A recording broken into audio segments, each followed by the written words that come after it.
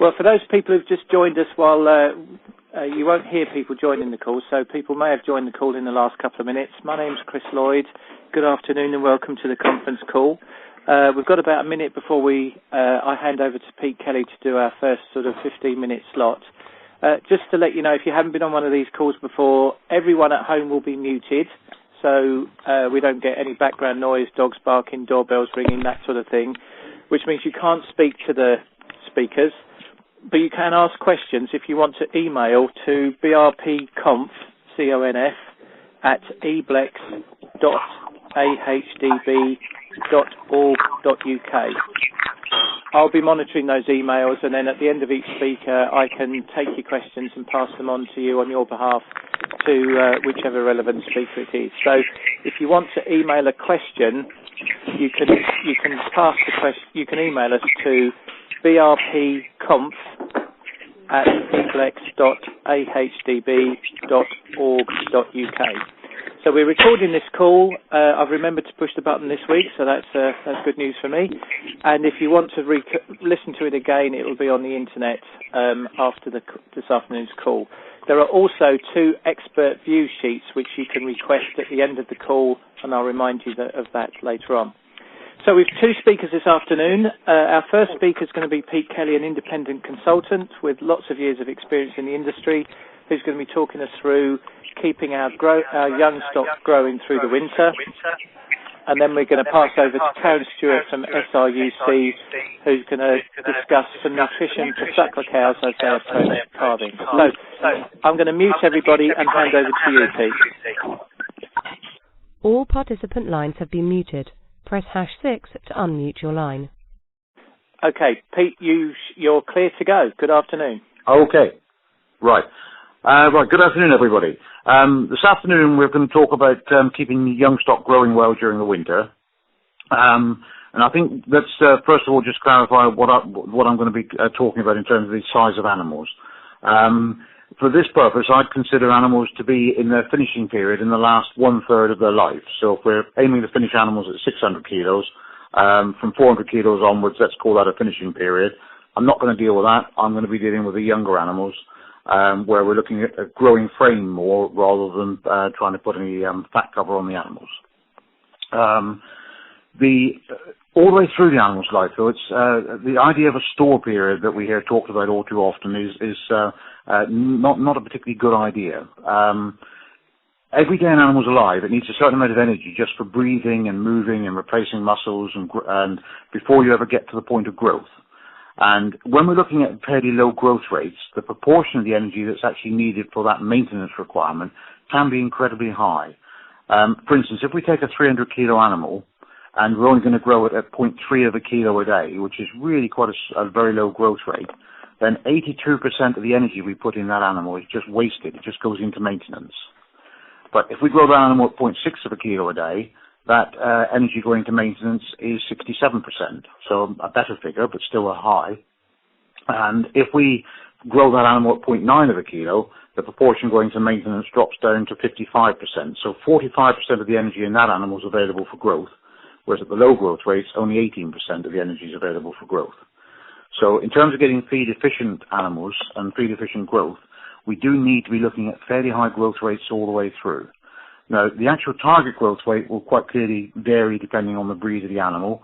Some of the early maturing breeds that will get too fat if we push them on at 0.9 of a kilo, and some of the more the faster growing breeds can cope with 0.9 of a kilo throughout their growing period quite happily. What I think we need to do is to think about the type of animal we've got and assess what sort of target live weight gain we're actually looking for. For instance, if we know we're going to want animals to start on a finishing diet, for instance, on the 1st of January, and they're going to grow at 1.3 kilos a day, that means they'll put on 100 kilos in about 2.5 months. So although we're partway through the winter now, it's really a matter of deciding how fast you need to grow these younger growing animals so that the right stage to finish at the right end of the winter. The other way of looking at that is what size animals do we want to be turning out? If we're growing smaller animals, what weight of animal do we need to be turning out? And at that stage, we perhaps need to think about not pushing animals too hard at the end of the winter. You've all seen in the past that if you turn out animals that have been done too well during the winter, they just stand still when they're turned out. Their growth rates are really quite poor. The fat cover they went out with, they lose. And we've could have invested a lot of concentrates and feed into those animals for no real gain by the end of by a month after turnout. But there is a period through the early part of the winter when we really should be looking for quite high growth rates on these animals so that our proportion of energy being wasted on maintenance is kept to a minimum. Now, target growth rates, we really didn't ought to consider growing any of these growing animals on at less than 0.75 kilograms per day. Less than that, the efficiency is poor. We end up with animals which are not necessarily growing their frame to their full maximum potential. So 0.75 of a kilo a day I'd consider to be their bare minimum, but with a lot of breeds and crosses, 0.9 of a kilo a day would be a far more appropriate target, which is probably quite a lot higher than traditional store diets that people may have fed in the past. But we'll look at diets in a moment, but let's come back to the youngest animals first. Let's talk about the animals now and come right back to the calf rearing stage. If we talk about bucket-reared animals, well, first of all, a suckled calf would normally be consuming 10 to 15 litres of milk at quite high fats and proteins in that milk. So it could be 15% solids at, say, 10 litres. That gives it equivalent to a kilo and a half of milk powder. Now, bucket-reared calves don't get anywhere near that. Traditionally, they'd be on around about 400 grams of milk powder.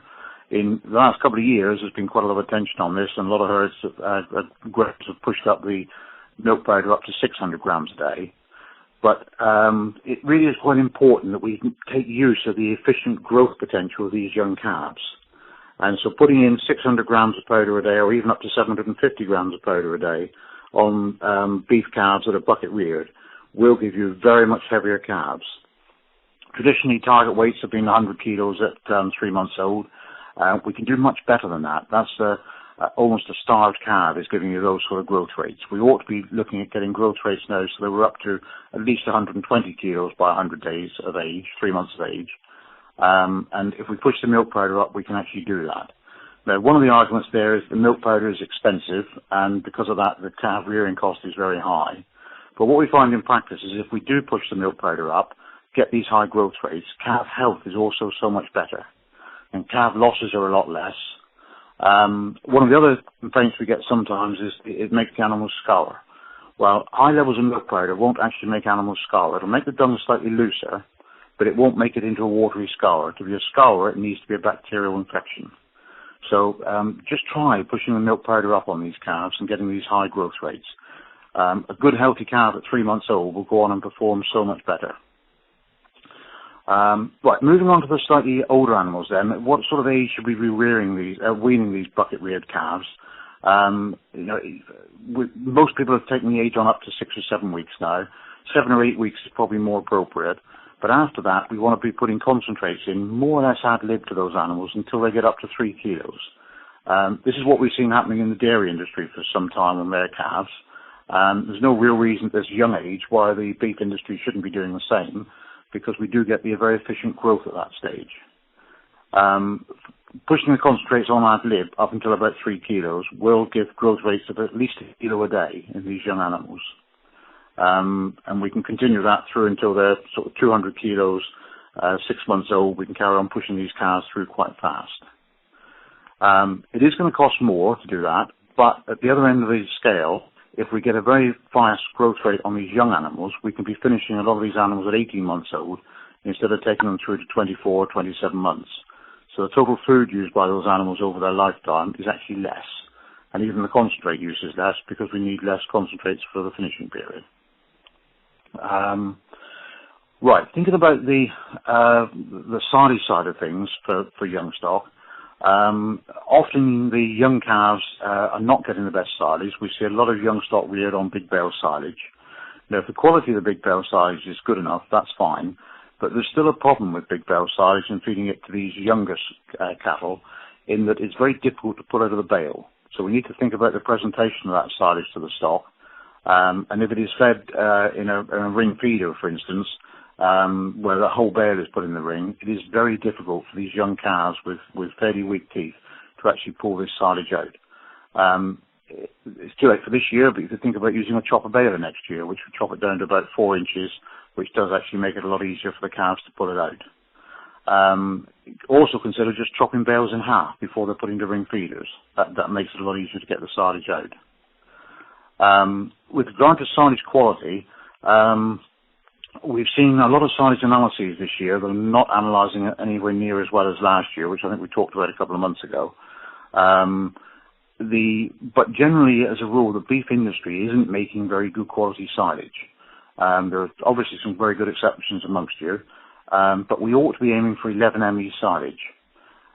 If the typical average would be near a 10 ME, which all comes down to cutting date. It's not really the type of grass we're growing, it's the cutting date of the grass we're cutting, the period of growth that's been involved there.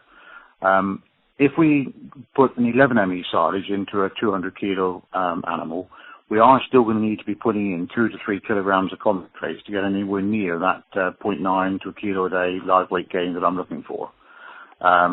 If we made 11 ME silage for that animal, then our concentrate use would fall right the way back to a kilo, and once we get to 300 kilos of body weight, then they wouldn't need any supplement at all, and they would still do nearly a kilo a day of live weight gain. So silage quality really is quite important for this.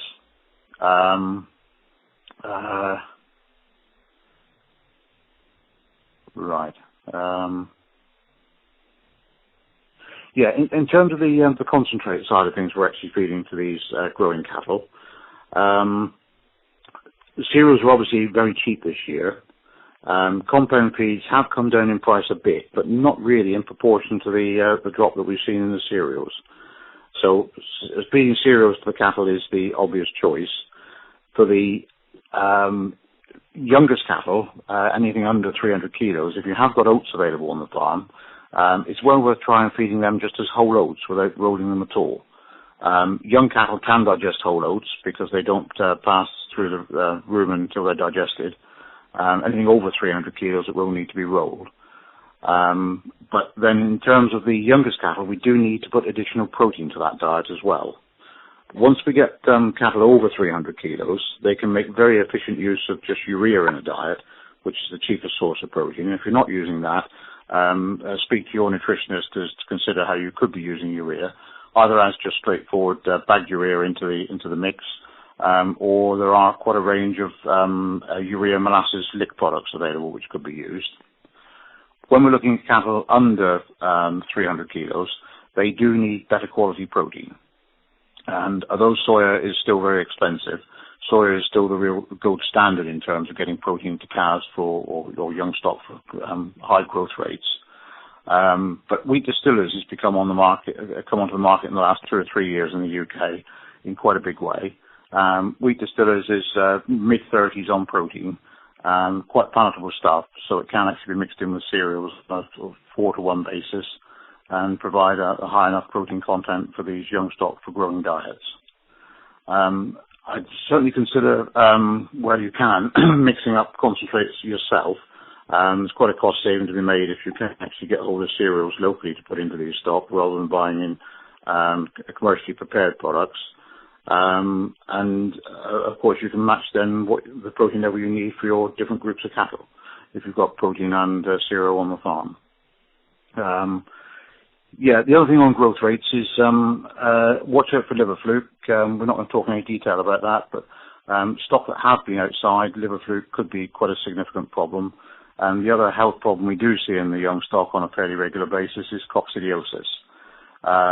That's one to discuss for your vet, but if you do find a group of cattle that are really not performing very well with rough coats and dark dung, which is very loose, then coccidiosis could well be a problem which is affecting feed absorption. So discuss that with your vet. The treatments are quite easy, but it is one to discuss with your vet. Okay, I think that's probably all I've got to say for today. Right, that's great, Pete. Can you hear me okay? Yes, I can, yeah. Yeah.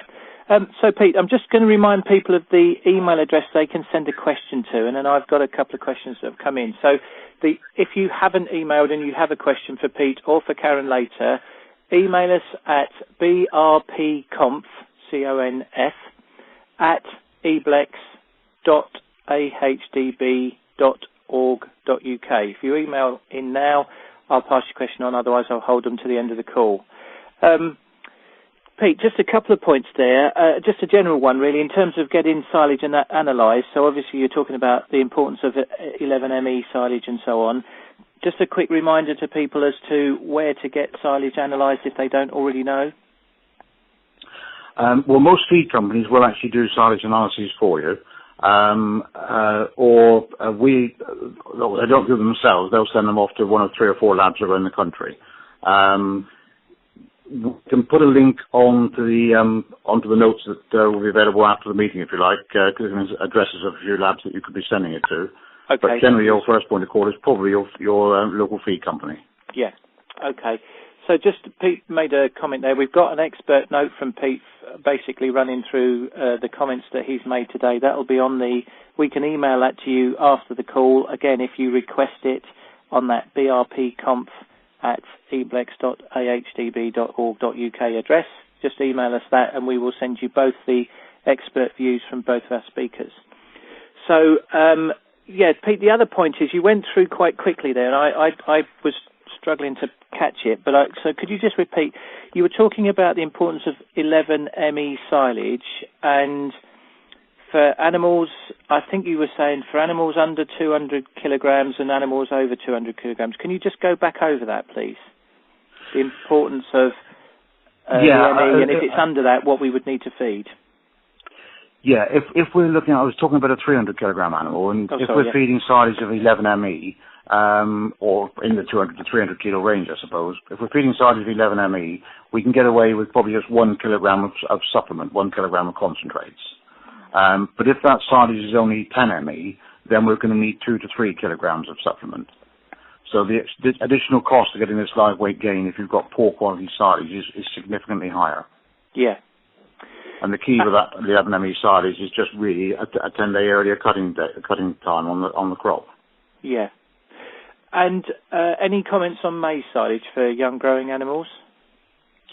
Yeah, and the maize silage is very good insofar as it's palatable and you get high intakes. We just need to pay quite a lot of attention to balancing the protein, because maize is very low in protein, typically 8% protein, and the overall diet for these growing cattle needs to be 14 to 16% protein. So we would be needing to put additional protein with it, but that could be something quite relatively cheap, like rapeseed meal. Say a kilogram of rapeseed meal alongside maize silage would give growth rates around about 0.7, 0.8 of a kilogram a day. Yeah. With no other supplement, because all the energy is coming from the maize grain in the maize silage. And you made a comment about urea for over 300 kilo animals and soya for under. Where would rapeseed meal fit in there? Any preference or issues? Well, I say soya is the gold standard for protein. It is very expensive, though. So cost per unit of protein, rapeseed meal, we do use that. Really for calves from 100 kilos onwards, we would tend to use rapeseed meal more than soya because of the price, but soya would still be the preferred one. But rape can come in from young calves onwards. It will be in most compound feeds that you're buying in any case. Great. Okay, Pete, just hold fire there then. For everyone who's on the call, if you're interested in, Pete was talking about sort of potentially mixing rations up for yourselves. We've got 2 tools on our EBLEX website, which is eblex.org.uk. If you click on the Better Returns Programme page and then click on Tools, you'll see the beef ration calculator and the blend calculator.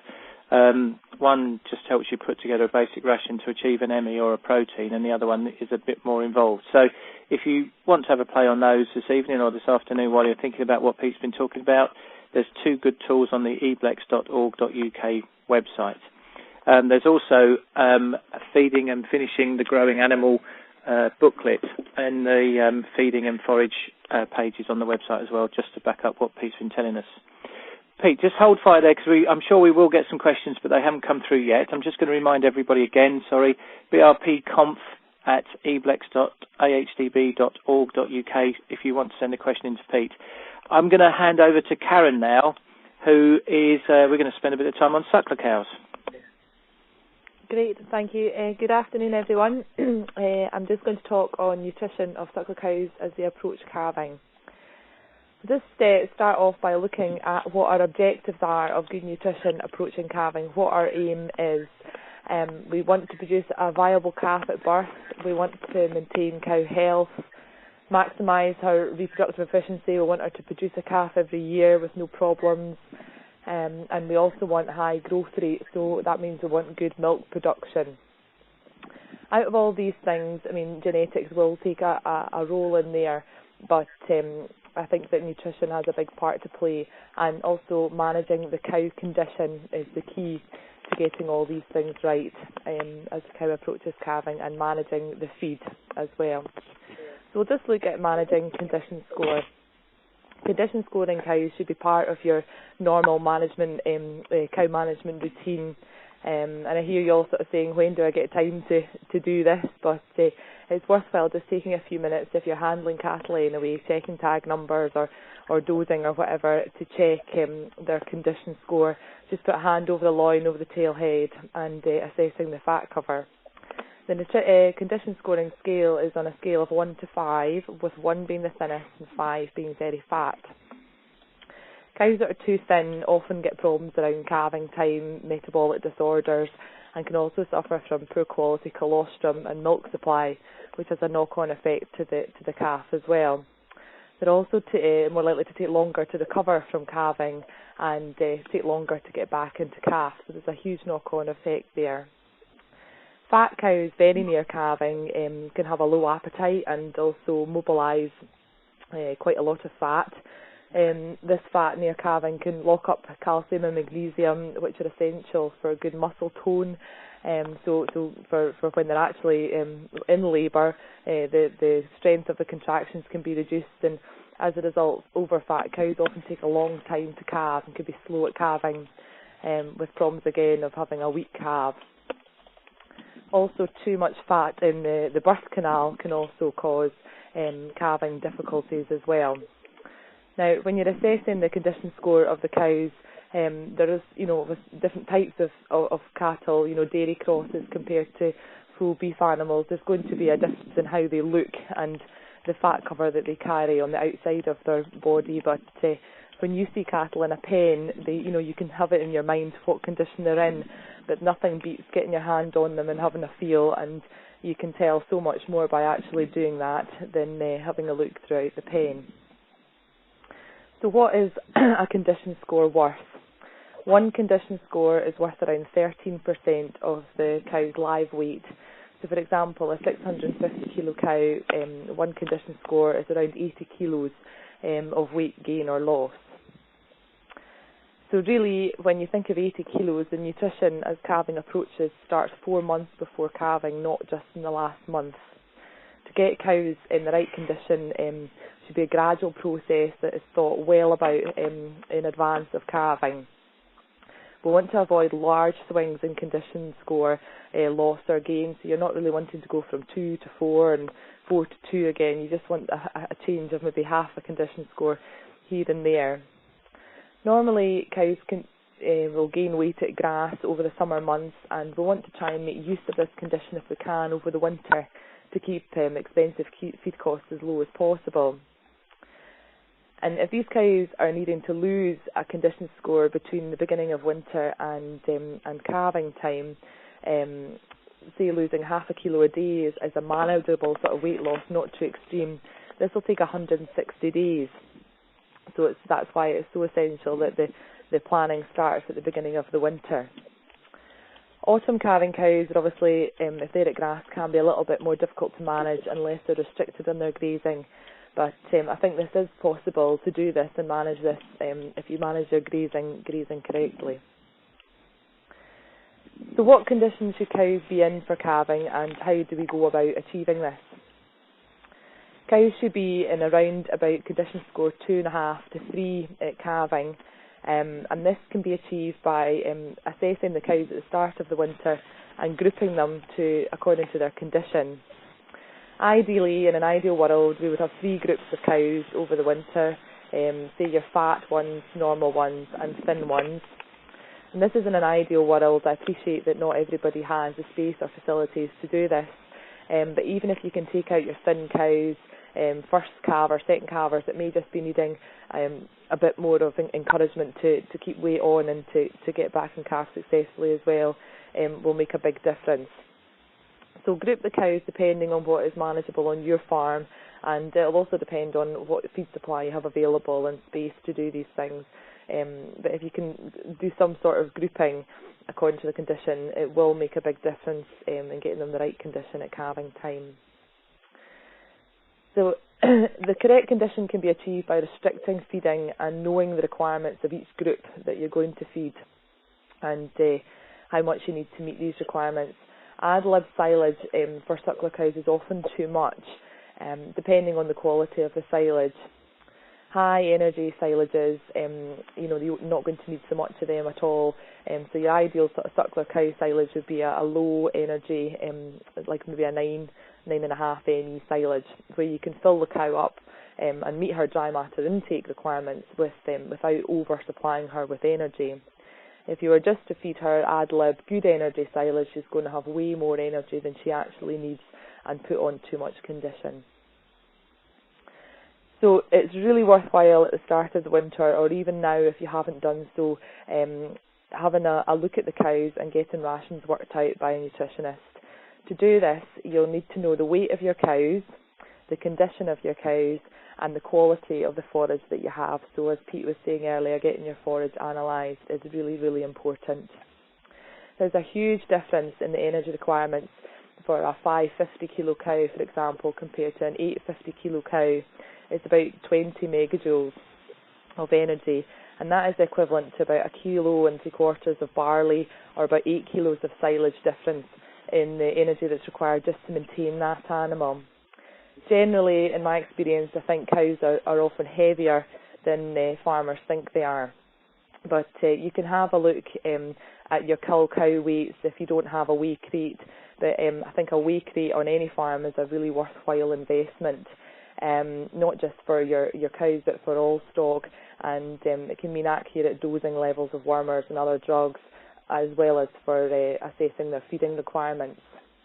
I know that some herds will be a bit of a Heinz 57 mix of cows, and there will be a big range of weights just within a herd itself. So, just for example, if you go to get the sheet that I've prepared, I've just done some example rations for fat, normal and thin cows, but just to give you an example of a cow that you're wanting to lose half a kilo a day compared to a thin cow that you're wanting to gain half a kilo a day, there's a difference on an average silage of about 12 kilos of silage and 1 kilo of barley difference that the thin cow is going to need extra compared to that fat cow. And if you're feeding them all as one, there are going to be some that are going to get thinner and some that are just going to get fatter. So it's really important to know your forage analysis, and poorer energy silages are often better suited to the dry suckler cow if you have different silages on your farm, like different lots of bales, you could have a look at them all and apportion the right one for the different stock is quite a good idea. As well as paying attention to the energy intake of the cow, the ration should have an adequate protein level as well, and as a minimum it should be 90 grams of crude protein per kilogram dry matter. This is a minimum protein level that's needed to maximise the digestibility of forage, and below this digestibility you could get all sorts of problems, but also the intake of the cow will drop, and she'll not meet the energy requirements that she needs. And if you go below, maybe say 8.5 or 85 grams of crude protein per kilogram dry matter, then you could end up with some serious health issues as well. So the best idea, if you can, is to restrict feeding according to your different groups of cows. And important considerations when you are restricting feeding is to make sure that all cows have good access to the feed. If you don't have access for all cows to eat at once, for example, it's a ring feeder and you've got 20 cows in the pen and the ring feeder can only take 10 round it, then some cows are going to just get fatter, they're going to eat a lot more to get their dry matter intake, and some will not get enough. If you only have high energy forage available, you're only going to need to feed a smaller amount of that to meet their energy requirements. But if it is very high energy silage you're feeding and it's in quite small amounts that they are requiring, then this could, in extreme cases, lead to the animals being stressed and have noisy cows that are roaring from lunchtime till the following morning. So although it sometimes can't be helped by restricting adding straw to the ration to bulk it out is a good idea to meet the cow's dry matter intakes. But you really need to watch protein levels when you do this, that the protein of the whole diet doesn't go down too low with adding the straw in. Overall, you really should be monitoring the cows throughout the winter to make sure that the rations are working okay for you. I think it's quite a good idea if you get somebody to come in with a fresh pair of eyes, whether it's your neighbour or another consultant or nutritionist, just to have a look and see what they think of the condition of the cows and how they're getting on. If you're seeing them every day, you don't often see changes that are happening as much as a fresh pair of eyes does. But one thing you should make sure is to have no sudden changes in the diet in the weeks approaching calving, so no extreme feeding of concentrates to thin cows, or no extreme weight loss on fat cows. If your expected calving dates are known, if you're scanning, cows could, once you've kind of got them all in the right condition, if you've grouped them earlier on in the winter, in an ideal world you could regroup cows according to their calving date. And this is, so I've grouped 4 weeks before calving and ones that are due, in the later stages. But with a normal calving period of 12 weeks, there's a big energy difference in the requirements of a cow approaching calving compared to one 3 months away from calving. So if you are able to split them up into two groups, of early and late calving ones, then you can meet the requirements a lot better. But on most farms this is probably not possible. So just to be aware that, when you are feeding them from 1 week before calving to 12 weeks, there's a huge difference in the requirements there of energy. So not to be feeding them all as if they're only on the brink of calving, because the ones that are 3 months away are just going to get gain excess condition. So just some final key points on feeding cows approaching calving. It's really essential to analyse their forage. High energy silages are great for your finishing cattle and your growing animals, but they're not as appropriate for sucklers. High energy and good protein level silages can be fed with straw to fill the cows up to meet their dry matter intake requirements. But watch low protein, high energy silages. There could be some problems with the overall diet being too low in protein. Feed according to the cow's condition and start planning early. It's really worth just spending a bit of time earlier on in the winter rather than doing a fire brigade job near calving time. Minerals. A standard beef cow mineral is adequate for dry cows until probably a month before calving, and then a good quality suckler cow mineral that has a higher magnesium level, vitamin E and selenium is advised. For colostrum production, cows start making colostrum about 2 weeks before they calve, and colostrum is much higher in energy and protein than milk. So if you are able to split your cows up to early and late calving ones, then this can be taken into account by feeding in extra supplements such as soya to improve colostrum quality. And some farmers have done this, although it's unproven to do that at the moment. It will very much depend on the management of your cows and your calving spread. You don't want to be doing that for 3 months really. And this is all very well in an ideal world if you can get the cows in the condition for calving. But if you're a month before calving, you think, gosh, I've still got some thin cows, I've still got some fat cows. How do you go about treating them? Well, if you've got thin ones, they're pretty thin, in a month before calving. If you can keep them on a ration to put on condition and try and give them the best forage that you have available, feeding a high energy forage compared to overloading them with concentrates is advisable. And for cows that are fat just 1 month before calving, you can still have them losing a bit of weight up to calving as long as it's not too extreme, as long as you meet their protein and mineral requirements, and try and avoid starvation diets for over fat cows, because it just has an impact on calving and knock-on effects on colostrum. That's me finished, I think. Great. Okay, so we've had some questions through. Pete, there's some for you to come, but I'm just going to ask a couple to Karen's first off. Okay. Karen, you mentioned straw feeding there. Yep.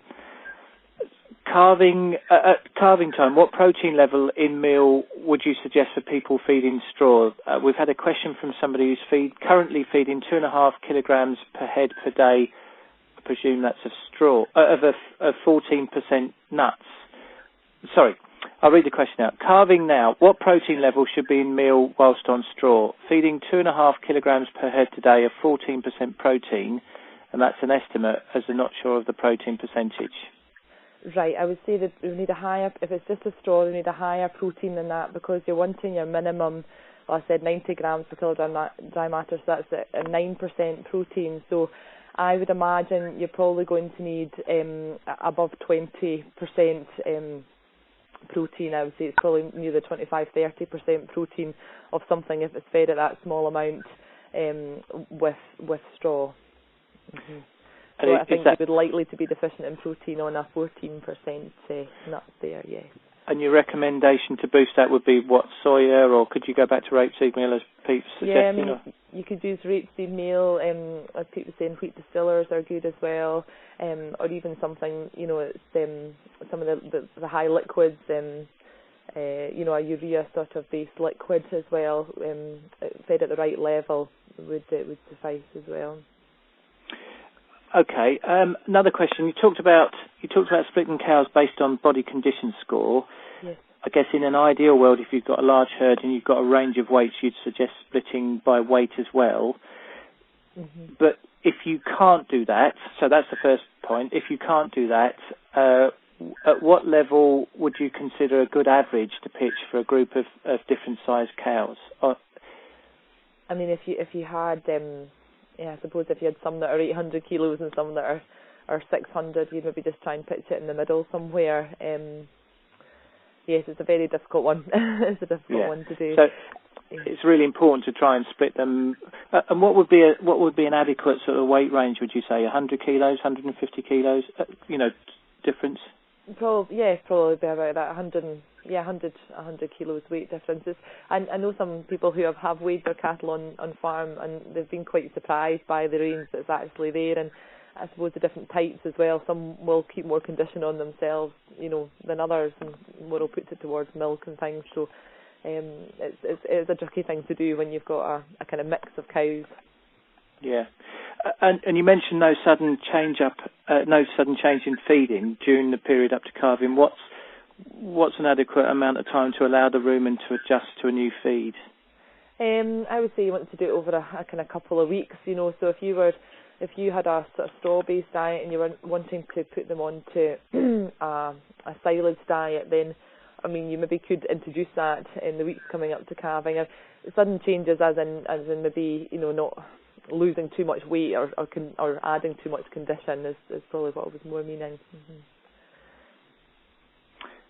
Okay, so really in that 3-week period up to calving, that's the key time not to suddenly change things, but if you are going to make changes, to make them slowly over that period, over a week or 10 days presumably, if you're going to change from straw to silage. Yes, you could, and if you're on a straw diet, just adding some silage in with it over a 2-week sort of period, I would have said. As long as there's not too much change in, suddenly think the cows are too fat a few weeks before calving, let's just shove them on a really poor diet. I think that's going to have more of an upset. Yeah. Okay. Karen, just hold there. I've got a couple of questions for you, Pete, if you're available. Yes, I am, yeah. So we've had an email in from somebody rearing dairy beef calves. They're autumn-born calves, and once they're weaned, they go on to straw and a concentrate nuts for the winter. They feed an 18% rearer nut. Would it be worthwhile? Would there be any benefit to them feeding a higher protein nut? So they're currently on an 18% rearer nut over that winter period with straw. 18% normally is good enough for that sort of stock, as long as they're feeding enough of it. I'd be looking at to be feeding 3.5 kilos probably of an 18% cake to balance straw. The key with that system is to make sure that the straw is always available. because particularly the younger animals going onto that system, you can have a lot of straw in front of them, but it's the stuff they licked yesterday and ate the leaf off of yesterday, and all you're left with is stem. So they do need fresh straw put in front of them every day. And if it's fed along a barrier, just make sure they're not pushing it out of reach. Because some of the smaller animals will just push it away, and it looks as if they've got straw in front of them, but they can't quite reach it. And then you get quite disappointing weight gains. And would that change as they grow? So you're talking about younger animals at weaned age. Would that change? Would that 18% nut be a? No, I would stay on the 18% with dairy heifers on some units. We do use an 18% protein cake with straw right the way through till 18 months old, and the 18% one does suit really quite well right the way through. You're getting good frame growth then without them getting fat. Right. Okay. You made some comments about silage. So question here about late cut silage with a 70% dry matter. Does that have enough scratch factor? Has it got the scratch factor? I don't believe in scratch factor at all. I think it's something that doesn't really matter at all. What actually matters when we're feeding silage in terms of getting efficient digestion in silage isn't scratching the rumen, is putting in silage of a long enough chop length so that it floats, forms a raft on the liquid in the rumen. Because the fibre digestion takes place in that raft which is floating on the liquid, not once it sinks into the liquid. So it's more a matter of just getting sort of enough long fibre into the rumen to make it work, rather than worrying about scratching the wall of the rumen. Right, okay. And then going on to straw and barley diets. On a straw and barley protein and minerals diet, trough fed twice a day, do suckler cows need bicarbonate or a yeast to sort of balance that ration out? And if so, how much? This producer's been feeding bicarb in trough as a free access, and they've been eating it, but he wasn't sure if that was the right thing to do or whether they needed more access to it, free access. Right. At the growing stage, I mean, it depends how much barley is being fed, basically, but at the growing stage, where we're likely to be feeding probably no more than 3 kilos of barley and concentrate mix, possibly going up to 4, but at that sort of level, we really won't need bicarb. If you move on to the finishing animals, where they might be on 5, 6, 7 kilos of that mix, then bicarb or an alkali would be of benefit. Bicarb may not be the best one. Bicarb's quite expensive compared to limestone flour, and limestone flour will actually do a very similar neutralizing job in the rumen compared to bicarb. Not quite as fast release, but it does actually work throughout the gut. So the growing animals, no, I wouldn't feed any bicarb or yeast. For the finishing animals on higher levels of inputs, there may be a response. Limestone's cheap enough to use it, even if there isn't a response. But with bicarb or yeast, try it for a fortnight, see what happens, see if feed intakes go up. And if they don't, then take it out again. Pete, can you just say that sort of cut-off point? So you said for the younger animals, feeding up to about 3 kilos a day, they should be okay. But was it over 3 kilos? You said. Well, in the 3 to 4 kilo range, up to 3 to 4 kilos, there's unlikely to be any response. But certainly once you get over the 4 kilos, heading up to 5, 6, 7 kilos, then there could be a response. But try some bicarb for a fortnight and see if the feed intake goes up, or it's very difficult to assess performance, but certainly at 6 to 7 kilos, there would be a benefit from feeding some alkali, but I would tend to use limestone because it's a quarter of the price. And the gist of that is just bringing down the overall acidity of the rumen to allow the rumen to function more efficiently. That's it, just to allow the rumen bugs to digest the fibre in the diet, yeah. Karen, for sucklers, presumably you're not feeding sucklers anywhere near that sort of volume, so is there any benefit of feeding anything like that to cows? I don't think so. They're on pretty high fibre diets, but high forage diets. The only situations that you maybe, if you have a silage which is a really wet silage that's got a high acid load on it, that might affect the cattle's intakes, it might be worthwhile mixing that with a bit of straw or something else to increase the sort of fibre and neutralise it a wee bit more, so that the cows can neutralise it themselves. I don't think like bicarb would have any sort of benefit there. No. Yeah. And without hope I'm not labouring the point, but if they're on a straw-based diet, these cows are on a straw and barley protein diet. Yeah. Would they need any bicarb? I don't think so. I don't think so. No. No. I mean, no, I don't think so. I mean, once they've calved, if they're on a straw diet, they might need quite high levels of concentrate. So I think just say if that was the case, then splitting the concentrates up into lots of little, a few little feeds rather than a big lump sum would be beneficial. Yeah. Okay, we're drawing to a close on the questions, but I've got one that perhaps I'd like both of your views on. It's to do with the use of blood sampling, an analysis of blood samples to assess the adequacy or otherwise of a diet. It doesn't say whether this is for finishing or suckler cow, so I'm going to ask you both. Pete, do you want to have a go at that one first? The use of blood sampling to analyse the adequacy of a diet. Yeah, I mean, it's unlikely to be of much use in terms of assessing the adequacy of energy and protein feeding, or possibly protein, but the protein feeding's got to be really quite deficient before you'd actually show up with low proteins in the bloods, because the animals become very clever at recycling protein if they're on a low-protein diet. It can be more of use sometimes, perhaps, in terms of assessing mineral status, and particularly trace elements, looking at things like copper deficiency and selenium deficiency, but possibly iodine and cobalt as well. Blood analyses then can be quite useful if you think there's a problem, but if you're quite happy with performance, then I wouldn't get involved in blood sampling. And Karen, anything to add on more on the sort of suckler cows in terms of blood sampling and the value? Just the same as Pete, really, not to, unless they've got a problem and you're feeding, your mineral supplements that, as required and things, unless you've got a problem. And it'd be quite useful, as Pete said, with trace elements, if there is an issue going on, just to kind of rule something out. Yeah.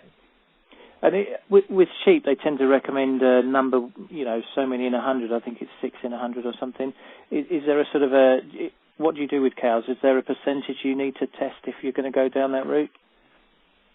Or animal, cows or finishing animals? I think it'd be the same sort of levels. On you go, Pete, sorry. No, you carry on, Karen. You carry on. Probably the same sort of levels, I would have said, maybe 5 or 6 cows, as long as there's a kind of healthy, normal cows out a herd, but it probably would depend on the number of cows in the herd. Yeah, there was actually some statistical analysis done when blood sampling first became fashionable about 25, 30 years ago, and the consensus then was that if there were 6 animals within a group, irrespective of the size of the group, that would probably be good enough. Okay. Okay. Well, thank you very much, experts, Pete and Karen. That's all of the questions that have been posed to us this afternoon. Thanks again for your contributions. Just to remind everybody that the little fact sheet that both Karen and Pete has prepared summarising what they did, and that ration that Karen mentioned in her talk, is available. If you email us now on brpconf@eblex.ahdb.org.uk, we will send you that. They will be posted on the internet later. And Pete, I might just send you a reminder about the